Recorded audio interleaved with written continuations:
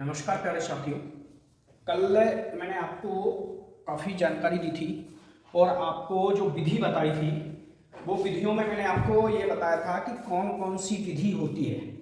मतलब अगर आपके कोई करंट लग जाए तो उन विधियों के लिए आपको क्या क्या करना चाहिए, जिसमें आपको मैंने बताया था Schafer, Sylvester, mouth to mouth, mouth and nose, ये वाली विधि बताई थी। आज हम जो पढ़ेंगे वो पढ़ेंगे आग लगने के बाद प्राथमिक उपचार। मतलब अगर आपको आग लग जाए तो आपको क्या करना चाहिए। अब आप बोलोगे आग लग जाए, हमको लग जाए, आपको नहीं। मतलब ऐसा बोलना चाह रहा हूं मैं कि किसी जगह पर, मतलब कोई इंडस्ट्रियल एरिया है और उस इंडस्ट्रियल एरिया में अगर आग लग जाए तो हमको क्या करना चाहिए। तो सबसे पहले तो हमको आग को डिस्ट्रीब्यूट करना पड़ेगा कि आग होती कितने प्रकार से है या आग का वो क्या होता है। तो आग जो होती है वो 4 प्रकार की होती है। आग 4 प्रकार की होती है। कितने प्रकार की होती है? 4 प्रकार की। ये थोड़ी क्लास मेरी लंबी रहेगी क्योंकि क्या है कि 5-5 मिनट के वीडियो बनाओ तो बेटर समझ में भी नहीं आता है और आगे को टाइम भी वेस्ट होता है। आप इसको आराम से पढ़िएगा जिस प्रकार से आपको पढ़ना हो। जब ज़्यादा टाइम हो जाए तो पुश कर दीजिएगा। पुश करने के बाद आपको फिर टाइम मिले तो आप फिर काफ़ी पेन लेके फिर देखिएगा। उस तरीके से आपको हो सकता है काफ़ी अच्छे से समझ में आए। जिसमें हम पढ़ रहे हैं, आपके जो प्रकार पढ़ रहे हैं, इसमें नंबर 1 है हमारा श्रेणी ए। श्रेणी ए 4 प्रकार की आग होती है। पहली है हमारी श्रेणी ए। श्रेणी ए की जो आग होती है ये आपकी किस तरीके से होती है वो मैं आपको बताऊंगा। दूसरी होती है हमारी श्रेणी बी, तीसरी होती है सी और चौथी होती है डी। यानी चौथी हमारी होती है डी प्रकार की। ए इस तरीके से इसको भी बना दूं, ए बी सी डी। मतलब आग जो होती है वो 4 प्रकार की श्रेणी की होती है, ए बी सी डी। अब आप बोलोगे कि ए बी सी डी में मतलब कैसा क्या है, क्या सिस्टम है। देखिए, एक प्रकार की आग जो होती है वो आपने कभी बचपन में या 6 क्लास 7th क्लास में आप पढ़े होंगे तो आपने इन चीजों के बारे में पढ़े होंगे। पहला होता है आपका ठोस, द्रव, गैस, और एक होती है आपकी प्लाज्मा अवस्था जो सभी में पाई जाती है। ये आपने जब पढ़े होंगे तो पदार्थ के प्रकार पढ़े होंगे। तो पदार्थ जो होता है वो आपका 3 प्रकार से पाया जाता है। वो 3 प्रकार के पदार्थ में आपने ये अवस्थाएं पढ़ी होंगी। सेम इसी को आप उस नजरिए से पढ़िए। आपकी जो गद्दी है इसमें पहली उंगली को ए दीजिए, ए बी, ये सी और ये डी। 4 होगी आपकी उंगली। पहली आपकी ए बी सी डी। अब मुझे आप बताइए ए जो है इसको क्या नाम दीजिए आप? ठोस। पहली उंगली को, पहली उंगली ये आपकी क्या हो गई? ठोस।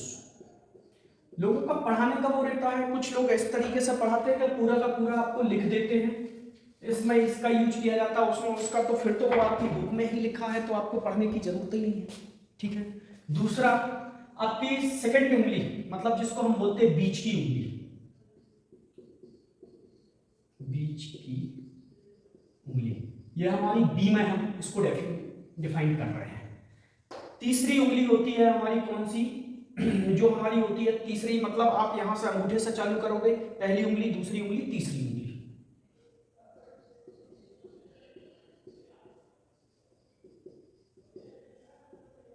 पहली उंगली में जो रहेगा वो आपका क्या हो गया? ठोस। दूसरी आपकी क्या हो गई? द्रव। अब हम सेम पढ़ रहे हैं, बिल्कुल उसी के अकॉर्डिंग पढ़ रहे हैं जिसमें आपका दिया गया था ठोस, द्रव, गैस। तीसरी हो गई हमारी गैस। चौथी स्थिति होती है, हम मैंने आपको अभी बताया था प्लाज्मा, लेकिन इसमें आपका जो होता है प्लाज्मा में हम नहीं समझेंगे, उसको हम बोलेंगे डी। मतलब डी फॉर डेंजर। क्या हो गया? D for danger. डेंजर जो होता है हमेशा इलेक्ट्रिसिटी ही होती है। कभी 440 वोल्ट को पकड़ना और पकड़ने के बाद फिर बोलना कि डेंजर है कि नहीं है, कैसा लगेगा आपको? तो डी फॉर डेंजर। डेंजर में आपकी जो होती है वो होती है इलेक्ट्रिसिटी में लगी आग, इलेक्ट्रिसिटी, या मैं कह सकता हूं तार, या आप बोल सकते हो वायर, जो आपको सही समझ में आए। पहली आपकी जो थी वो आपकी ए प्रकार, बी प्रकार, सी प्रकार, डी प्रकार, 4 प्रकार की आपकी आग हो गई। इस आग में आप देखिए ठोस। अब मुझे आप बताइए प्रकृति में जिसमें आग लग सकती है, उनकी बात चल रही है हमारी, प्रकृति में जिसमें आग लग सकती है उसमें आपका ठोस में क्या क्या आता है? लकड़ी, कागज, कपड़ा, ये चीजें आएंगी कि नहीं आएंगी आपकी? दूसरा, बी प्रकार की जो आग है, इस आग को समझने के लिए ये बीच की उंगली है हमारी, ठोस, द्रव, गैस, ठीक है, और डी फॉर डेंजर, अंगूठे को सब छोड़ना हमको। तो पहली उंगली हमारी जो हो गई वो ठोस हो गई। ठोस में हमारा क्या है, जब ठोस हम पढ़ेंगे तो ठोस में अपने आप समझ में आ जाता है कि ठोस वही चीज है जिस जो स्थान घेरता है, या जिसमें कहना चाहिए कि वेट होता है। दूसरा हमारा होता है क्या? बी प्रकार। बी प्रकार की जो आग बुझाने के लिए, या आपकी बी प्रकार की कहना चाहिए कि जो चीज होती है वो क्या होती है? द्रव है आपका। अब द्रव में आप मुझे बताइए क्या क्या आ सकता है आपका? पेट्रोल, जिसमें आग लगती है, पानी मत बोल देना आप, क्योंकि पानी में थोड़ी आग लगती है। पेट्रोल, डीजल, केरोसिन, मिट्टी का तेल वगैरह। अब आता है आपका क्या? तीसरा नंबर का आता है सी। सी में आप मुझे बताइए कि आपका क्या लिखा है? गैस में, मतलब गैस में लगी आग। ये सब आग लगी है, मतलब ठोस में लगी आग, द्रव में लगी आग, गैस में लगी आग, इलेक्ट्रिसिटी में लगी आग। ये आपसे पूछा जाता है सी में लगी आग किस प्रकार की आग होती है, बी में लगी आग किस प्रकार की होती है, ए प्रकार की आग कौन सी होती है। इस तरीके से आपके क्वेश्चन आते हैं, जिसके अंतर्गत सी प्रकार की जो आग होती है, इस आग को समझने के लिए आपको क्या करना पड़ेगा? पहले हमारा सी है, सी में हमने देखा, किसी ने भी हमसे बोला कि सी प्रकार की आग किस प्रकार की आग होती है, हमको बिल्कुल नहीं मालूम किस प्रकार की होती है। अभी तो हम देख रहे हैं तो याद है, लेकिन जब हम नहीं मालूम तो हम उसको देखने का या पढ़ने का तरीका क्या रहेगा? तो पहले हम पढ़ेंगे ठोस, द्रव, और सी प्रकार की बोल रहा तो सी में ये वाली उंगली गैस, ठोस, द्रव, गैस। जब ये गैस आ जाएगा तो हमारा कौन सा आ जाएगा? गैस में जो लगी आग होगी वो हमारी कौन सी होगी? एलपीजी वगैरह की होगी कि नहीं? एलपीजी में लगी आग। अब आता है हमारा डी में। डी मतलब डेंजर। डी मतलब डेंजर। जब हमको ये 3 याद हो जाएंगे तो चौथा अपने आप निकल जाएगा, क्योंकि जब हम इलेक्ट्रिसिटी पढ़ रहे हैं तो उसको छोड़ के थोड़ी चलेंगे। तो डी मतलब डेंजर। डेंजर में जो लगी आग मतलब आपका यहां पर कह सकते हो आप इलेक्ट्रिसिटी में लगी आग।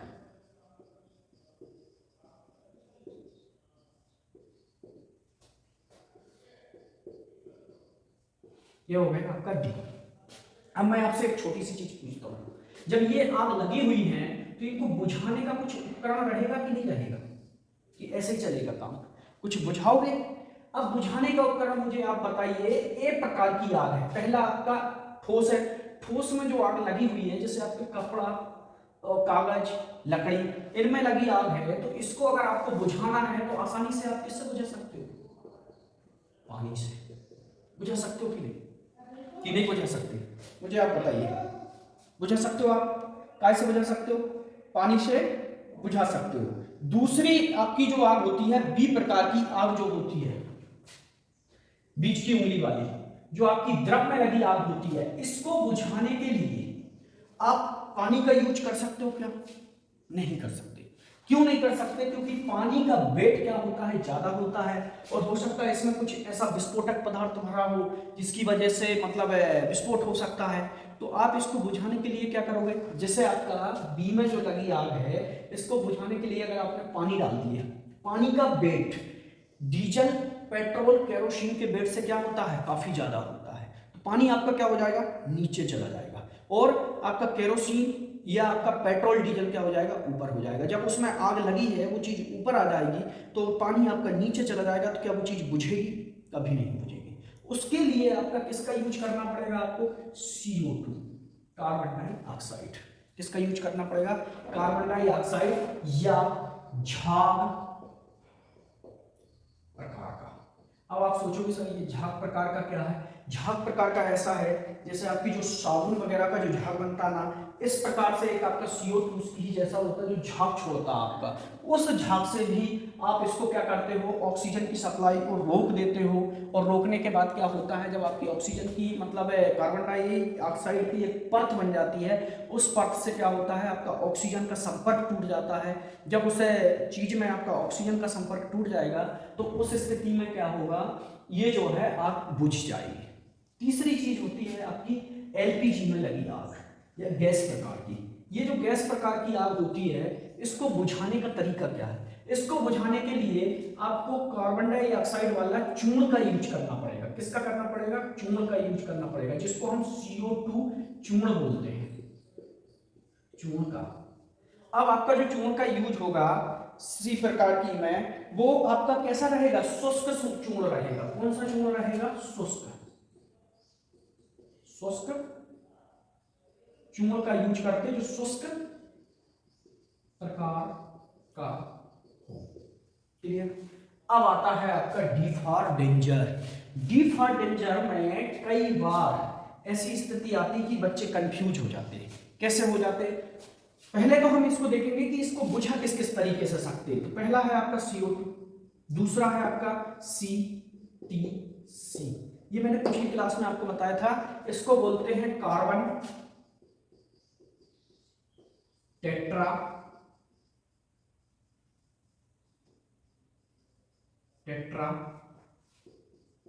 क्लोराइड, और ऐसे बोलते हैं CCl4।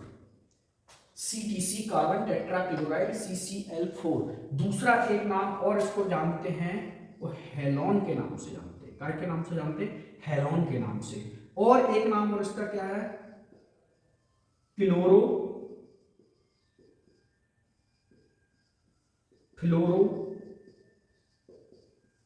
D methane, chloro di methane, ये इसके नाम है। अब आप मुझे बताइए, क्लोरो डी मीथेन या हेलोन, ज्यादातर आपके जब क्वेश्चन में आता है तो आपसे पूछा जाता है, अगर आपके क्वेश्चन में अग्नि वाली इसकी इलेक्ट्रिसिटी वाली आग बुझाने की बात चल रही हो और आपको इतने सारी चीजें दे दी जाए, तो ये तो एक ही उसका नाम है, ये ले लो, ये ले लो, ये ले लो, ये ले लो। ये सिर्फ आपका CO2 वाला है। आग बुझाने के लिए इलेक्ट्रिसिटी में CO2 का भी यूज किया जाता है। लेकिन अगर आपसे पूछा जाए कि सर्वोत्तम उपयुक्त पदार्थ कौन सा है इलेक्ट्रिसिटी की आग बुझाने के लिए, तो आपको ज्यादातर मेरा जो एनालिसिस है 10 साल से यही देखता आ रहा हूं मैं, हेलोन दिया जाता है आपको। और कई बच्चे क्या होता है, CCl4 भी पढ़ लेते, CT कार्बन टेट्रा क्लोराइड भी पढ़ लेते, CO2 भी पढ़ लेते, लेकिन वो निशान नहीं लगा पाते। उनको ये पता ही नहीं चलता कि हेलोन भी होता है। लेकिन याद रखिएगा, हेलोन होता है। आपको जब पूछा जाता है कि किसका यूज किया जाता है, तो हेलोन का यूज किया जाता है। इसी को दूसरे हेलोन के नाम से जाना जाता है। ये आपके आग लगने के प्रकार हैं, एक बार आप देख लीजिएगा, समझ लीजिएगा। इसके बाद मैं आपको नेक्स्ट आगे फिर बता रहा हूं। इनको याद करने का तरीका क्या है, ठोस, द्रव, गैस, डेंजर, इलेक्ट्रिसिटी में लगी आग। ठोस जो होता है वो आपको अपने आप समझ में आ जाएगा कि ठोस में मतलब है, ठोस है A प्रकार, B प्रकार, ABC। हमको ABC पढ़ना आता है, D पढ़ना आता है, चारों हमने पढ़ लिए। इसको ठोस दे दो, इसको द्रव दे दो, इसको गैस दे दो। ठोस में लगी आग, लकड़ी वगैरह ठोस की कहलाती है। दूसरा हमारा क्या होता है, द्रव वाली आग होती है। अब ठोस, द्रव मतलब पेट्रोल, डीजल, केरोसिन।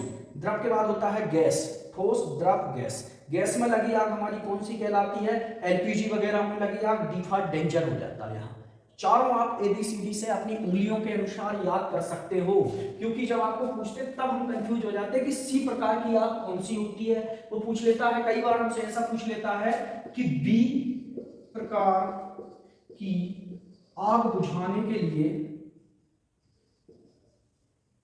B प्रकार की आग को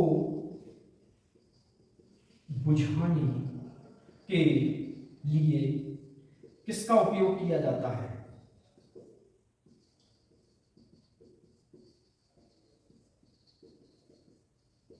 तो हम यहाँ कंफ्यूज हो जाते हैं। हम सोचते हैं यार बी प्रकार की आग है, क्या बुझाएंगे, पानी से बुझाएंगे, किससे बुझाएंगे। फिर हमारे मन में विचार आना चाहिए, ठोस, द्रव, गैस, ए बी सी।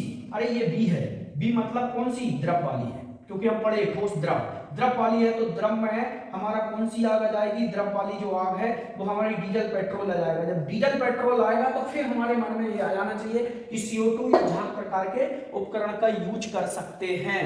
अब आपको एक छोटा सा पॉइंट पूछता हूं मैं, याद रखना या समझना। आपने देखा होगा आपकी जो बाल्टी होती है फायर वाली, उनका कलर देखा होगा आपने, रेड कलर होता है। कौन सा कलर होता है, रेड कलर। कोई स्टूडेंट बताएगा क्यों होता है उसका रेड कलर? एनी कोई और कलर में क्यों नहीं रखते उसको, सफेद, नीला, हरा, रेड ही क्यों रखते? ज्यादातर फायर। उससे भी आपको ध्यान नहीं आ रहा हो तो एक नई चीज और, जैसे मतलब नई चीज नहीं है पुरानी, लेकिन आप सोचो तो उसके लिए नई है। कैसे? आपके गांव में या कहीं पर आग लग जाती है, उस आग को बुझाने के लिए जो आपकी फायर आती है उसका कलर भी लाल रंग का होता है। क्यों होता है? आप सोचना और मुझे कमेंट में आंसर लिख के देना कि सर उसका कलर रेड रंग इसलिए रखा जाता है। ठीक है। अब कुछ बच्चों के पॉइंट थे, कुछ बच्चे पूछ भी रहे थे कि सर मतलब एक ITI जो होता है, ये तो आपका जो बता दिया मैंने, आपका डाउट ये था कि सर ये जो ITI होता है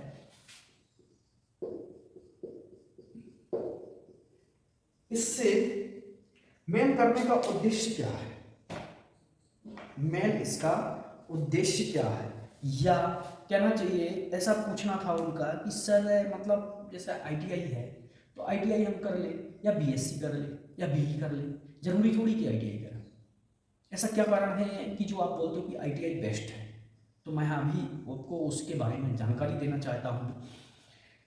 ITI में ज्यादातर क्या होता है, मेन चीज क्या होती है, एक आपका BE वाला व्यक्ति ले लो, दूसरा आपका PPT वाला ले लो।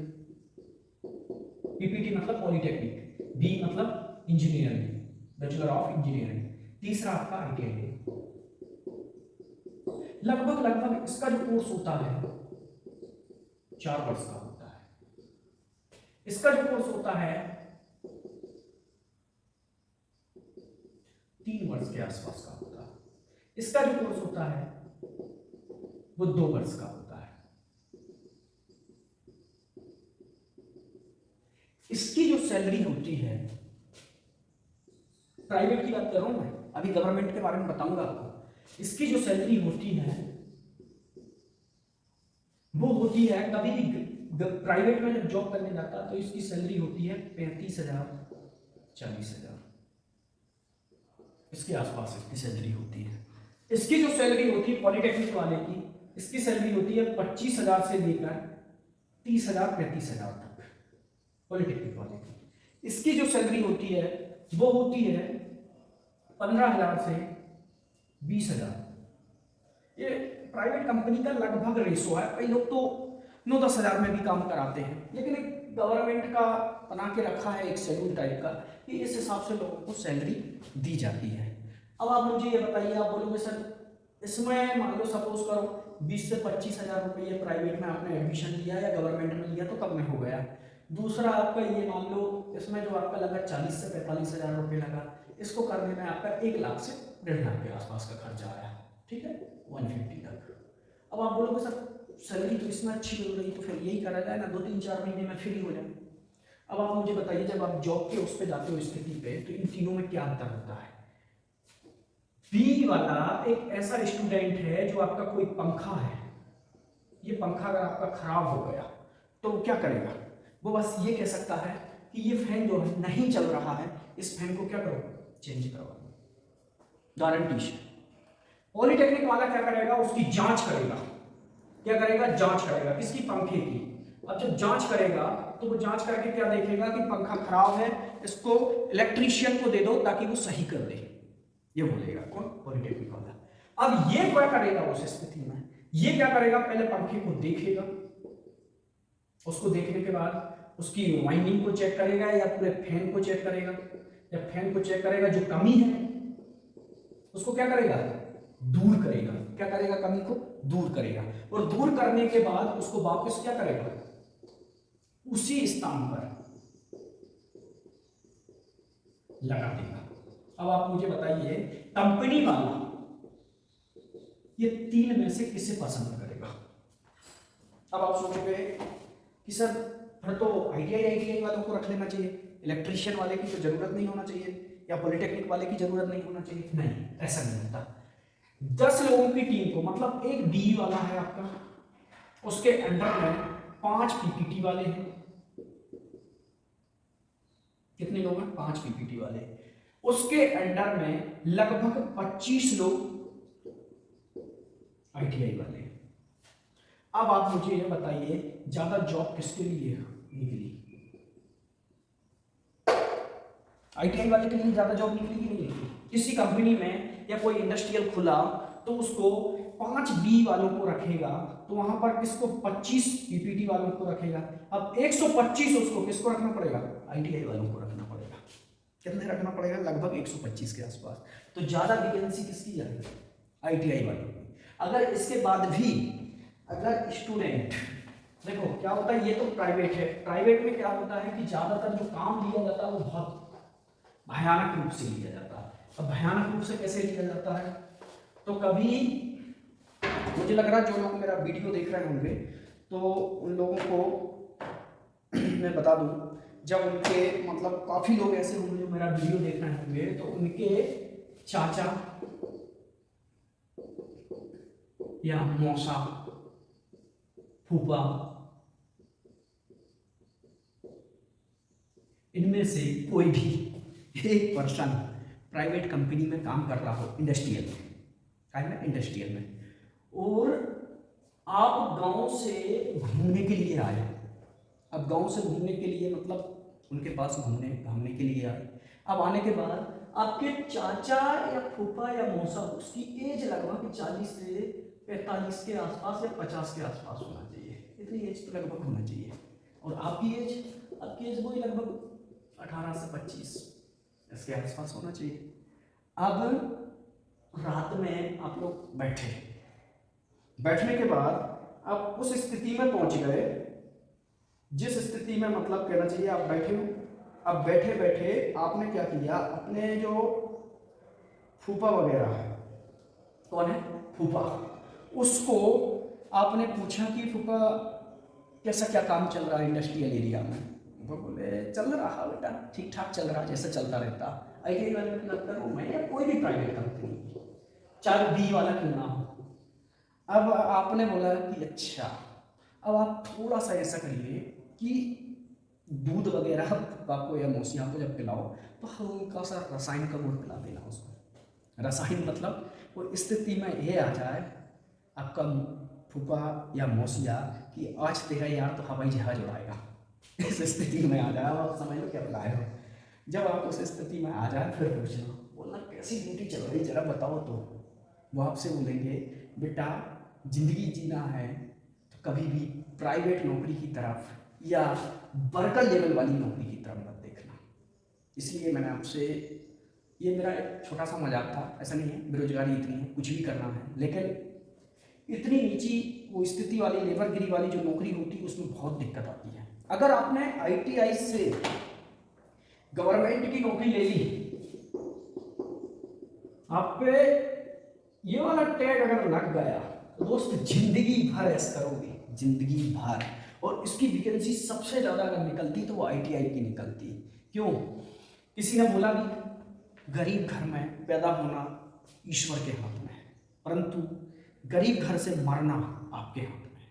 आप चाहो तो अमीर घर के हाथ से मरोगे, पढ़ लिख कर ही आप इतने अच्छे बन सकते हो कि आगे को बढ़ सकते हो। अभी आप जो बच्चे 2022 में या 2021 में या 2020 में आईटीआई में एडमिशन लिए थे, 20, 21, 22, आपको ध्यान होगा ये तीनों बच्चे, इसकी 2022 में, इसकी 2023 में, इसकी 2024 में आईटीआई कंप्लीट होना। 2 साल का कोर्स है इलेक्ट्रीशियन का, फिटर का भी जनरली 2 साल का होता है। अब जब ये स्थिति में हो जाए तो आपके दोनों कोर्स आपके किसी भी व्यक्ति के 2024, मतलब मैं यहां पर जा रहा हूं लोकसभा, लोकसभा के जो चुनाव होना है वो कब होना है? 2024 में। और आपने एक न्यूज पढ़ी होगी, वो न्यूज ये थी कि 2024 में जब भी आईटीआई वालों की वैकेंसी आएगी, जिसमें आपका ग्रुप डी की जो वैकेंसी रहेगी उसमें 20% स्पेशली आईटीआई वालों को दिया जाएगा। 20% स्पेशली आईटीआई वालों को देने का तात्पर्य यह है कि वो सिर्फ रिजर्व रहेगी, उसमें आईटीआई वालों के अलावा कोई भी नहीं आएगा। ये पहले थी, लेकिन इसी पर कुछ सुनने में आ रहा है और आ क्या रहा है, तो हो सकता है जल्द से जल्द ऐसा हो जाए। जो सुनने में आ रहा है वो स्थिति ये आ रही है कि इसको पूरा का पूरा आईटीआई को दिया जाएगा, पूरा का पूरा। मान लो 1 लाख के आसपास वैकेंसी आ रही है, तो जो 1 लाख वैकेंसी है वो स्पेशली आईटीआई वालों को निकलेगी, उसमें किसी का कोई हस्तक्षेप नहीं चलेगा। अब जब 1 लाख आईटीआई वालों के लिए निकलेंगी तो आप ये मान लीजिए आईटीआई से हर साल जो बच्चे निकलते हैं वो 65 से 70 हजार के आसपास निकलते हैं भारत से, आईटीआई से पास आउट हो गए। ये 65 से 70 हजार जो बच्चे निकलते हैं, 1 साल की बात कर रहा हूं मैं। अभी कोविड में थोड़े बहुत कुछ कम रहे हैं बच्चे, लेकिन लगभग रेशो वही है 65 से 70 हजार के आसपास। जब ये 65 से 70 हजार जो बच्चे निकलते हैं, इन बच्चों में आपने देखा होगा, आप खुद जो ऑनलाइन वीडियो देख रहे हो उस पर आप खुद सोच कर देखिए या मंथन करके देखिए, आपकी क्लास में कितने बच्चे कंटिन्यू जाते हैं। अगर सपोज करो 63 बच्चों, इस 60 बच्चों में मतलब 3 यूनिट मान लो, 3 यूनिट, एक यूनिट में 20 बच्चे होते हैं आपके, पहले 21 होते थे, अब 20 बच्चे होने लगे। 3 यूनिट में 60 बच्चों ने एडमिशन लिया है। 60 बच्चों में से मैं आपको गारंटी के साथ कह सकता हूँ प्राइवेट आईटीआई का रेशो ये होता है कि प्राइवेट आईटीआई में 60 बच्चों में से 10 से 15 बच्चे जाते हैं क्लास। कितने जाते हैं? 10 से 15 बच्चे। उनमें से भी 3 बच्चे वो जाते हैं, 3 नहीं और 5 के आसपास वो जाते हैं कि रिंकू जा रहा है तो पिंकू को जाना ही है। क्यों जाना है? क्योंकि यार रिंकू तो जा रहा है, अब उसकी गाड़ी जा रही है तो उसके साथ में हम भी चलें, वो वाले होते हैं। अब हर आईटीआई में आप ये ले लो कि 10 से 15 बच्चे जाते हैं आपके, मान लो आपकी 1000 आईटीआई है। अब 1000 आईटीआई में 10 गुना कर दो तो कितने हो गए? 10,000 बच्चे कंटिन्यू जाते हैं। अब ये 10,000 बच्चे जो कंटिन्यू जा रहे हैं आईटीआई में पढ़ने के लिए, तो इन बच्चों को ज़्यादा दिमाग रहेगा कि जो लगभग कहना चाहिए कि आपके जो 60,000 बच्चे हैं इनका दिमाग ज़्यादा रहेगा, इनका ज़्यादा दिमाग रहेगा कि 10,000 बच्चों का दिमाग ज़्यादा रहेगा। स्वाभाविक बात है, जो जाएंगे उन्हीं का दिमाग ज़्यादा रहेगा, क्योंकि वो आईटीआई में पढ़ेंगे तो कुछ तो सीखेंगे, 2 वर्ड भी सीखेंगे लेकिन पर डे सीखेंगे। अब जो 60,000 बच्चे हैं वो 2 साल तक उन्हें ध्यान ही नहीं दिया ज़्यादा। अब आया क्या? एग्जाम का टाइम। अब एग्जाम का टाइम आया तो एग्जाम के टाइम वो क्या करते हैं? उदाहरण के तौर पे कोई वैकेंसी निकली, उस वैकेंसी में मान लो एनसीएल की आपकी एक वैकेंसी निकल गई, एनसीएल। अब आप सोचोगे ये क्या है? भारत सरकार की नवरत्न कंपनी एवं महानवरत्न कंपनी जो होती है लगभग 23 के आसपास है, जैसे बीएचईएल, एनसीएल, ऑर्गेनिक्स फैक्ट्री और बहुत सारी फैक्ट्री, एचएएल, ऐसे करके आपकी 23 कंपनी के आसपास है, जिसमें से 6-7 कंपनी आपकी महानवरत्न है और बाकी की नवरत्न है। इन कंपनियों में ज़्यादातर आईटीआई वालों के लिए वैकेंसी आती है, ज़्यादातर काफ़ी वैकेंसी ऐसी आती है जिसमें सिर्फ आईटीआई वाले बच्चों को लिया जाता है। अब जब आईटीआई वाले बच्चों को इस वाली वैकेंसी में लिया जाता है तो इस स्थिति में क्या होता है कि जो बच्चे होते हैं, अब मैं आपको इसका रेशो बता रहा हूँ, मान लो इसमें 100 वैकेंसी निकली। कितनी वैकेंसी निकली? 100। आप देख लेना, मैं जो आपको बोल रहा हूँ आप चाहे तो गूगल पे सर्च कर लेना या किसी भी चीज़ में। मैं 5 से 6 साल से रिकॉर्ड देख रहा हूँ, 5-6 साल नहीं और लगभग 10 साल से मैं रिकॉर्ड देख रहा हूँ। रिकॉर्ड ये बना हुआ है कि जब कभी कोई वैकेंसी निकलती है, कभी कोई भी वैकेंसी निकले तो उस वैकेंसी में देखना आप 4,000, 600, 500, 1000 या आपके कहना चाहिए 2,000, 3,000 ऐसे बच्चे पेपर देने जाते हैं आईटीआई का, इससे ज़्यादा नहीं जाते। चाहे वो वैकेंसी 100 हो, 500 क्यों ना हो, स्थिति यही रहती 100 से 500 के बीच की, अधिकतम 3000 4000 बच्चे, इससे ज़्यादा नहीं जाते। और वो भी स्थिति ये बनती है कि जब अगर ये वैकेंसी निकली है और इस वैकेंसी में अगर बच्चा फॉर्म भरने जा रहा है तो मेहनत तो कुछ है नहीं है, मेहनत उसकी कुछ भी नहीं है, बस स्थिति ये है वो क्या करता है, इस समय आपकी वैकेंसी निकली, वैकेंसी में लगभग जो आपके 100 के आसपास में जो रहेगा उसमें फॉर्म भराएंगे कितने, लगभग आपके 2500 के आसपास, 2500 के आसपास आपके फॉर्म भराएंगे। जो 2500 बच्चे फॉर्म भरे हैं इसमें से पीबीटी ले लो या गवर्नमेंट आईटीआई ले लो, दोनों का एक ही है, दोनों को एनसीबीटी से मान्यता प्राप्त है, दोनों में कोई भी अंतर नहीं होता। बस फर्क दोनों के बीच में इतना होता है कि एनसीबीटी दोनों का जो रहता है, जो गवर्नमेंट आईटीआई वाला होता है उसको 75% जाना अनिवार्य होता है, अगर वो 75% आईटीआई नहीं गया है तो उसका नाम कट जाता है। लेकिन जो प्राइवेट वाला होता है उसके साथ क्या स्थिति होती है, वो 75% क्या 5% भी आईटीआई ना जाए तब भी उसकी 75% अटेंडेंस होती है। क्यों होती है, क्योंकि डोनेशन दे के रखा ना भैया, क्या दे के रखा, डोनेशन, कितना, वही 20,000 25,000 30,000 उसने डोनेशन दे के रखा, आपको चढ़ाना ही पड़ेगी पोर्टल पे उसकी अटेंडेंस, ये आया, थोड़ा बहुत आप परेशान कर सकते हो उसको, कभी कभी फोटो सेशन हो रहा आ जा, कभी कुछ हो रहा आ जा, लेकिन जब उसका फाइनल एग्जाम का टाइम होगा तो आपकी मजबूरी होती है कि आपको उसको करना ही पड़ता। अब आप मुझे ये बताइए, ये तो टॉपिक था, अब इसमें जो बच्चों ने फॉर्म भरा वो कितने, 2500 बच्चों ने फॉर्म भरा। अब जो 2500 बच्चों ने फॉर्म भरा, जब एग्जाम का टाइम आता है, एग्जाम का टाइम आता है, 2500 बच्चों ने, ये रियलिटी बता रहा हूं, आप कहीं भी चेक कर लेना, 2500 बच्चों ने जो फॉर्म भरा है इसमें से आप ये मान लो 2300 या ऐसा लिखा है अपन 2000 से 2300 के आसपास के बच्चे जाते हैं बस पेपर देने, मात्र इतने बच्चे पेपर देने जाते हैं, इससे ज्यादा बच्चे पेपर देने नहीं जाते। अब ये जो आपका 2000 के आसपास जो बच्चे पेपर देने गए हैं उनमें से भी मैं आपको बता रहा हूं, जो 2000 बच्चे पेपर देने गए हैं इनमें से 500 बच्चे ऐसे होते हैं जो अपनी किस्मत आजमाते हैं,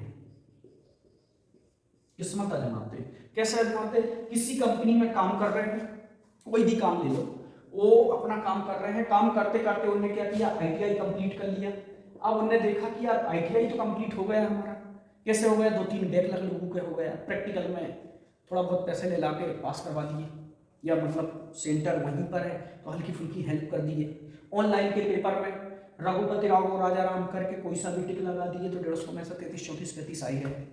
अब बचता उसके लिए क्या दिक्कत, उसके लिए ये लगता कि यार जैसे ऐसा निकल गया, काश ऐसा हो सकता है क्या कि वैसे ही सेम पेपर निकल जाए, तो उस स्थिति में जाते 500 बच्चे, चलो यार सोनू जा रहा तो बबलू क्यों नहीं जाएगा, वो भी जाएगा, तो वो इस स्थिति में आ जाते।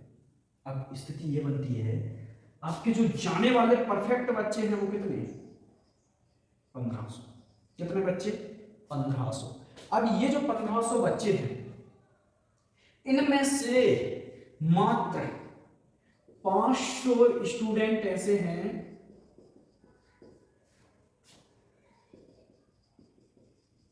मात्र 500 स्टूडेंट ऐसे हैं जब से वैकेंसी आई है एनसीएल की, जब से वैकेंसी आई है तभी से कंटिन्यू उस पर फोकस करे हुए हैं, मात्र कितने, 500 बच्चे। 1000 बच्चे वो हैं जिन्होंने फॉर्म भर दिया, ठीक ठाक है, आईटीआई गए, नॉलेज लिए, एवरेज है उनका, क्या है, एवरेज है। अब एवरेज कैसा है उनका, जनरली एवरेज है। अब वो जनरली एवरेज मतलब एक मान के ये चलो कि उनको कुछ भी जानकारी नहीं है, बस वो खाली क्या है, गए हुए हैं। अब जब जनरली एवरेज उनका है तो वो जनरली एवरेज बहुत कम से कम है, ये मान लीजिए आप कि स्थिति ये है उनकी, जनरली जो बच्चे आईटीआई गए हैं वो 1000 के आसपास, मतलब आईटीआई गए हैं, वैकेंसी आई, पता चला एनसीएल की वैकेंसी निकली है, फॉर्म भर दिए। अब फॉर्म भरने के बाद स्थिति ये आई कि हमको क्या करना है, पेपर देने जाना है। क्या करना, पेपर देने जाना। ठीक है भैया, चले जाएंगे, थोड़ा बहुत टाइम मिला यूट्यूब वगैरह से थोड़ा बहुत पढ़ाई कर ली है, और नहीं तो कोई मतलब नहीं है। सिर्फ 500 बच्चे ऐसे जिन पर फोकस आपका रहेगा। अब आप बताइए, जो वैकेंसी 100 के आसपास थी, उसमें 500 बच्चे आपसे कंपटीशन में फाइट कर रहे हैं, एक वैकेंसी पर कितने हैं, 5। ये टफ है आपका वैकेंसी लेना, कि कोई जैसे अभी एमपी पुलिस में वैकेंसी निकली थी, 4000 पद थे, 12 लाख से ऊपर फार्म डले थे। ये टफ है आपका। और दूसरी चीज एक और बता दूं मैं आपको, इसको तैयारी करने के लिए आपको 4 विषय मिनिमम पढ़ना ही पड़ना। कितने विषय, 4। जीके, जीएस, आपका कहना चाहिए हिंदी भी आने लगा आजकल, मैथ भी आने लगा, रीजनिंग भी आने लगा, ऐसी चीजें पढ़ना। आईटीआई का जो पेपर होता है, मैं किसी एक पेपर को लेके बात नहीं करता हूं। अब कुछ लोग ऐसे जैसे मतलब वीडियो बना रहे हैं अपन, या कोई चीज जानकारी दे रहे हैं, तो सिर्फ एक ही पार्टिकुलर एक वैकेंसी को लेके जानकारी देते हैं। मैं आपको A to Z की बात कर रहा हूँ, ए से लेके जेड तक की आपको बात कर रहा हूँ। जब भी आपका पेपर होगा आईटीआई से संबंधित, वो आपके आईटीआई के थ्योरी से होगा। जो आपकी थ्योरी होती है, जिसको हम टीटी बोलते हैं, टीटी मतलब होता है ट्रेड थ्योरी। जो आपका ट्रेड थ्योरी होता है, वो आप ये मान के चलिए कि आपका पूरा जी जान उसमें ही लगाना, इसमें ट्रेड थ्योरी में। अब आपका जो ट्रेड थ्योरी होता है, वो आपका मतलब इतना नहीं होता कि वो पता चले कि आप लोग ये सोचो कि ऐसा नहीं है। वो ट्रेड थ्योरी का जो आपका वो रहेगा, जो मैं पढ़ा रहा हूं, यही आपका ट्रेड थ्योरी है। इस ट्रेड थ्योरी में आपका सब कुछ रहता है, और ये लगभग आपका कहना चाहिए 70% से 75% तक आईटीआई में कोई भी वैकेंसी आती है तो इसी को पूछा जाता है, ट्रेड थ्योरी को, जिसको हम पढ़ रहे हैं। 70% से 75% कोई भी पेपर हो, चाहे वो 100 नंबर का पेपर हो तो उसमें से 70 से 75 नंबर के क्वेश्चन आएंगे। 120 नंबर का हो तब भी 70 से 75 का रेशो उठाएगा। 150 का हो तब भी 70 से 75% का रेशो उठाना ही उठाना है। 120 के आसपास क्वेश्चन देना ही देना है, 80-85 के आसपास क्वेश्चन देना ही देना है, इतने उसको देना ही देना है। अब आपको ये बताइए मुझे कि थ्योरी पढ़ना आसान है कि 4 विषय पढ़ना आसान है। जब आप सोचोगे सर बाकी क्या करेंगे, मान लो आपका 100 नंबर का पेपर है, 100 नंबर का क्या है आपका पेपर है, 100 नंबर में से 70 नंबर का जो पेपर है वो आपका काय का, ट्रेड थ्योरी का, जो आप पढ़ते हो आईटीआई में 2 साल, जिसको हम कंटिन्यू पढ़ते हैं। अब आपने 2 साल कंटिन्यू उसको अगर पढ़ा है तो आसानी से निकल जाएगा आपका। ऐसा तो है ही नहीं है कि आसानी से ना निकले, कि नहीं निकलेगा। जल्दी बताओ, निकलेगा कि नहीं निकलेगा? आराम से निकल जाएगा, क्योंकि हमने 2 साल पढ़ा है। और ऐसा नहीं है कि प्रैक्टिस मतलब इतनी प्रैक्टिस कर लो कि पता चले कि हम, तो ऐसा कुछ नहीं है। सचिन तेंदुलकर और विराट कोहली, मैं गारंटी के साथ कह सकता हूँ कि इनसे ज़्यादा प्रैक्टिस करने वाले लोग भी आज भी हमारे यहाँ पर हैं। लेकिन क्या ऐसा हो सकता है कि कोई सचिन बन जाए, कोई विराट कोहली बन जाए? कभी नहीं। मतलब आप प्रैक्टिस अगर किसी चीज की कर रहे हो तो मेन चीज, मैं आपको एक चीज बता दूं, आपका जिस चीज पे आपका फोकस करता है उस चीज की पढ़ाई किया करो। आपका कम से कम ज्यादा नहीं तो ऐसा थोड़ी है कि मतलब प्रैक्टिस करते करते आपका सब कुछ हो गया, पता चले कि आखिरी शस्त्र अभ्यास तो नहीं हो सकता, आखिरी नहीं हो सकता अभ्यास। ऐसा नहीं है कि मतलब आखिरी जो रहे वो अभ्यास रहे, नहीं, बिल्कुल नहीं हो सकता। आपको उसके लिए सबसे मेन आपको मेंटली होना बहुत जरूरत है। मेंटली मतलब ऐसा कि आपका रुचि देखना पड़ेगा किस चीज में। अगर आपकी रुचि आईटीआई में है और आईटीआई के ट्रेड में अगर आपकी फिटर वर्किंग से है तो आप फिटर लीजिए, आपकी वेल्डर से है तो आप वेल्डर लीजिए, इलेक्ट्रीशियन में है तो आप इलेक्ट्रीशियन लीजिए।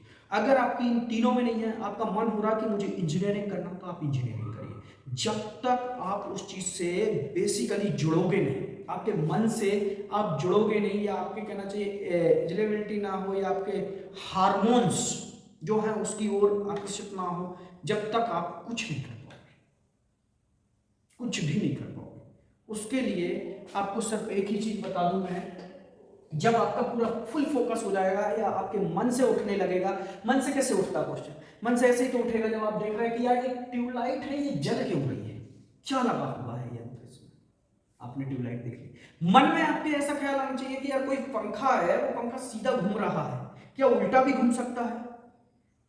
कैपेसिटर जो है, वो कैपेसिटर मतलब उसमें ऐसा क्या सिस्टम है कि वो कैपेसिटर जो पंखे में लगा है उसको जब हम लगा देते तभी हमारा पंखा घूमने गति करता, नहीं तो हमको हाथ से घुमाना पड़ता।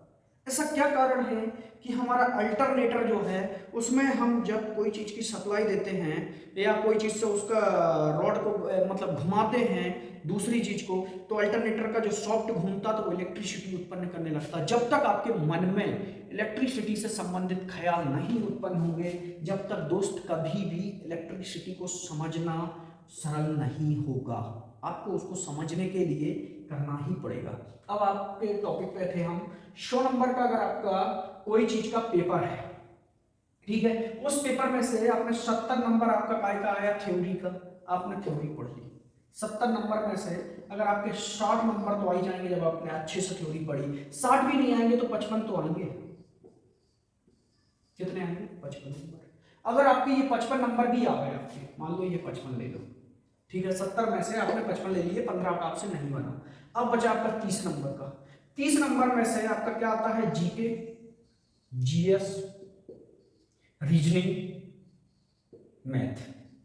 ये कितने कितने नंबर के आते हैं? मुश्किल से आपका ये मान लो 5 नंबर का पेपर ये होता है जीके का, 5 नंबर का आपका जीएस का होता है, 10 नंबर के आसपास या कहना चाहिए हाँ 10 नंबर के आसपास आपका रीजनिंग कर दो और 5 नंबर का आपका मैथ कर दो।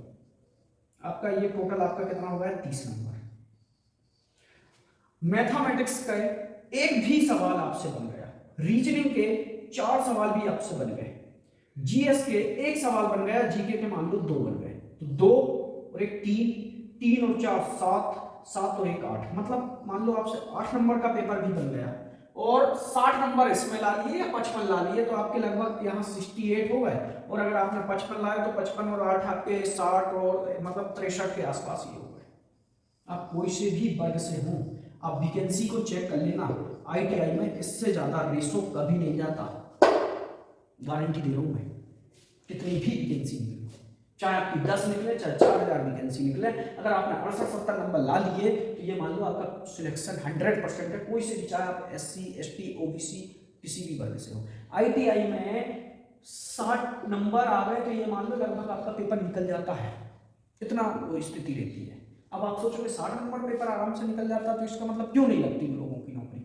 लोगों की इसलिए नहीं लगती कि ये 60 नंबर जो मेहनत कहाँ करते हो, उनका काम वही तो है, आ गए चले गए। अब आप देखो कई लोग ऑनलाइन क्लास लगाते हैं लेकिन कभी लोग क्लास में नहीं जाते, टाइम ही नहीं है उनके पास। क्यों नहीं है टाइम? ज्यादातर वो क्या है, कंपनी में लगे 10,000 की नौकरी कर रहे हैं। अब 10,000 की नौकरी कर रहे हैं, किसी सुपरवाइजर ने बोल दिया कि आईटीआई कंप्लीट कर, तेरी 12,000 सैलरी हो जाएगी।